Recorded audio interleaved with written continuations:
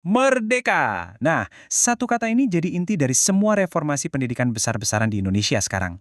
Tapi, pernah nggak kita berhenti sejenak dan bertanya, merdeka di sekolah itu sebenarnya artinya apa sih?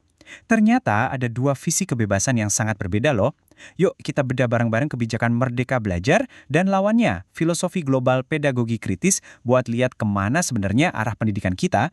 Jadi, coba deh bayangin, kalau dengar kata merdeka di sekolah, apa yang muncul di benak Anda? Apa sekedar bebas milih mata pelajaran yang disuka? Atau bebas dari deg-degannya ujian nasional?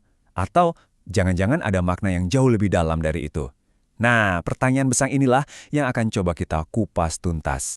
Oke, di satu sisi kita punya Merdeka Belajar. Ini adalah kebijakan resmi, reformasi nasional yang tujuannya mendobrak sistem pendidikan kita yang lama dan kaku. Intinya sih mau membebaskan guru dan siswa biar bisa berpikir dan berekspresi lebih leluasa. Sebuah ide yang ya cukup radikal kalau kita bandingkan dengan cara belajar kita dulu. Oh ya, pembahasan kita kali ini bukan opini sembarangan ya. Kita merujuk langsung ke analisis dari artikel jurnal karya Zulaika Triastuti. Beliau inilah yang secara cerdas membandingkan dua dunia ini, kebijakan praktis di Indonesia dengan teori pendidikan global. Nah, di sisi lain ada lawannya, pedagogi kritis. Ini gagasan dari seorang pemikir hebat asal Brazil, namanya Paulo Freire. Bagi dia, pendidikan itu bukan cuma soal ngisi otak, bukan.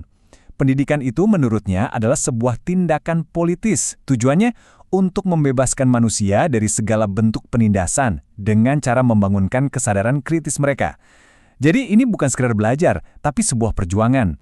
Kebijakan nasional ketemu sama filosofi global yang revolusioner. Kelihatannya kan, wah beda banget ya. Tapi jangan salah, ternyata ada titik temu yang cukup mengejutkan di antara keduanya. Coba kita lihat di mana mereka bisa sependapat. Nah ini dia, keduanya itu sama-sama alergi sama model pembelajaran yang pasif, yang cuma duduk, diam, dengerin. Dua-duanya setuju kalau siswa itu harus didorong untuk memecahkan masalah di dunia nyata, mengubah teori di buku jadi aksi, dan yang paling penting, melatih kemampuan berpikir kritis. Untuk paham musuh bersama mereka, kita harus dengar kutipan dari Paulo Freire nih. Dia bilang pendidikan itu menderita penyakit narasi. Wah, istilah yang dalam banget ya. Ini adalah sebuah metafora yang sangat kuat untuk ngegambarin, ya ini dia musuhnya, konsep pendidikan gaya bank. Coba bayangin deh, di modal ini, guru itu ibarat teller bank, sementara siswa itu celengan kosong. Tugas guru cuma satu, menyetorkan atau mentransfer informasi ke otak siswa yang dianggap pasif dan nggak tahu apa-apa. Jadi jelas banget ya polanya, guru jadi pusat segalanya, sementara murid cuma jadi objek yang pasif. Menurut Freire, model kayak gini tuh bukan cuma bikin ngantuk di kelas, tapi benar-benar berbahaya karena mematikan nalar kritis. Inilah masalah besar yang sama-sama ingin dipecahkan oleh Merdeka Belajar dan pedagogi kritis. Oke, mereka sepakat soal masalahnya. Tapi soal solusinya, disinilah mereka mulai mengambil jalan yang berbeda. Yuk, kita lihat 4 perbedaan paling mendasar di antara keduanya. Perbedaan pertama, dan ini yang paling krusial, ada di tujuan akhirnya. Pedagogi kritis itu fokusnya jelas, pendidikan untuk keadilan sosial, untuk pembebasan dari penindasan. Di sisi lain, Merdeka Belajar itu jauh lebih pragmatis. Tujuannya adalah ningkatin kualitas SDM kita biar siap kerja, bisa memenuhi kebutuhan industri, dan mampu bersaing di panggung global. Peran gurunya juga jadi beda banget. Di pedagogi kritis, guru itu semacam aktivis, seorang pekerja budaya kritis yang tugasnya ngebangunin kesadaran siswa. Sementara itu, di Merdeka Belajar, guru lebih berperan sebagai pemandu atau fasilitator yang tugasnya membentuk karakter pelajar Pancasila dan, yang paling penting, memastikan apa yang dipelajari itu nyambung sama dunia kerja. Nah, sekarang kita sampai di jantung perbedaannya. Apa sih arti kata merdeka atau pembebasan yang sebenarnya bagi masing-masing dari mereka? Ternyata maknanya beda jauh.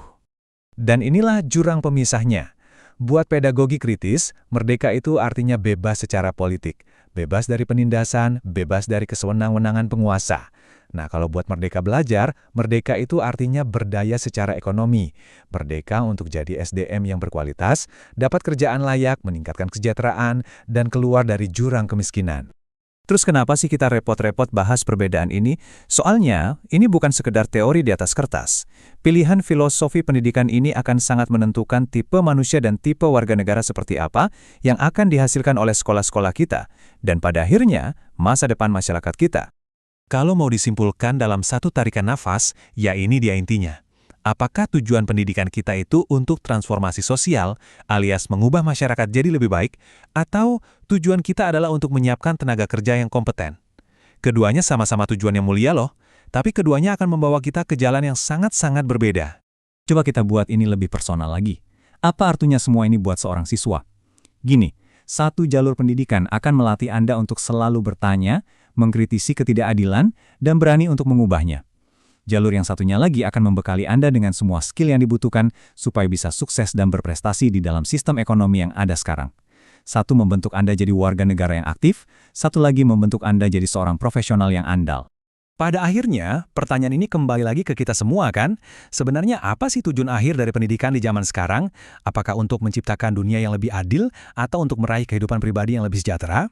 Mungkin jawabannya ada di antara keduanya. Menurut Anda bagaimana? Coba deh kita renungkan bersama.